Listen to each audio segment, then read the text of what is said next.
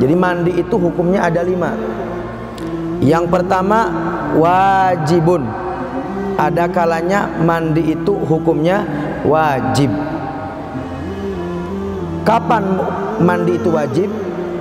Idza nazarul gusla al masnuna. Ketika ada orang nazar mandi yang disunahkan. Ketika ada orang nazar mandi yang disunahkan. Contoh misalkan mandi untuk melaksanakan sholat Jum'ah itu hukumnya sunnah. Cuman kalau dia nazar, kalau saya hari Jumat itu nanti dapat arisan, maka saya nazar akan mandi. Maka ini mandi yang tadinya sunnah, mandi Jumatan, maka berubah hukum menjadi wajib. Karena apa? Karena nazar. Jadi segala sesuatu kalau nazar maka hukumnya menjadi wajib. Tentunya kalau wajib ditinggalkan dosa. Kalau dilakukan pahalanya lebih gede daripada sunnah. Yang kedua, ada kalanya mandi itu hukumnya mandub atau sunnah. Mandi hukumnya sunnah. Kapan mandi sunnah? Kaguslil Jum'ati, seperti halnya mandi mau Jum'atan.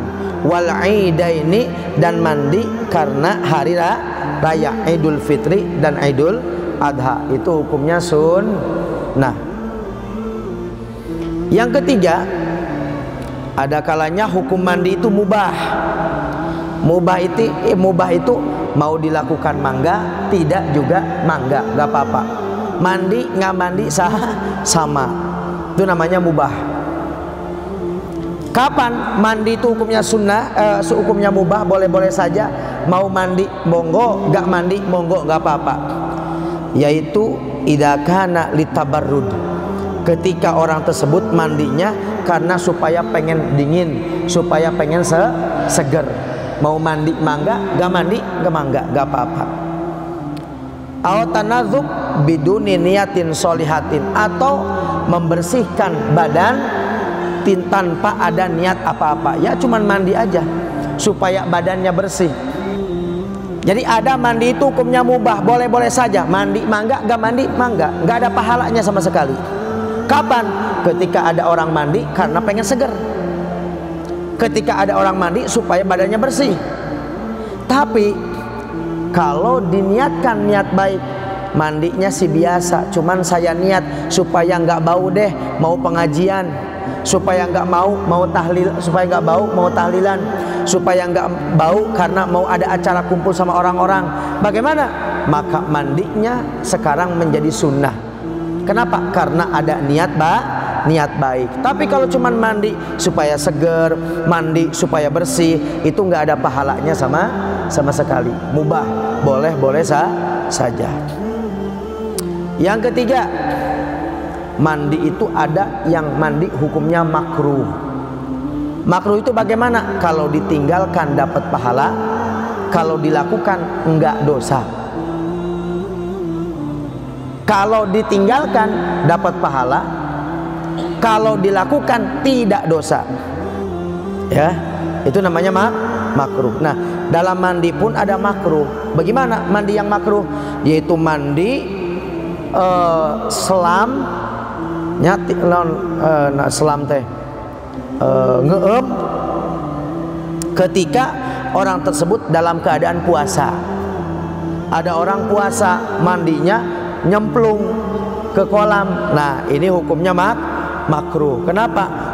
Karena khawatir deket-deket dengan masuknya air ke telinga, masuknya air ke hidung, maka dari itu hukumnya dimakruhkan. Kapan mandi makruh? Ketika orang itu berpuasa dan mandinya nyemplung kemana? Ke kolam. Yang kelima, ada kalanya mandi itu hukumnya haram. Yang kelima, hukumnya haram ma'as-sihah, tak haram tapi tetap sah. Kapan? Idza kana bima'in magsubin, ada orang mandi mau Jumatan tapi pakai air orang lain, gosok. Gimana ada orang mau mandi, baik itu mandi sholat Jumat atau mandi mau sholat Id atau mandi wajib, dia mandi pakai air orang lain tanpa izin, namanya gosok. Yang terakhir, haram dan tidak sah. Kalau tadi haram sah, sekarang haram dan tidak sah. Bagaimana? Kalau ada orang sedang haid, dia mandi niat sesuci padahal dia sedang haid, maka ini haram hukumnya mandi dan tidak sah. Nah, ini jadi ada 6 hukum di dalam mandi.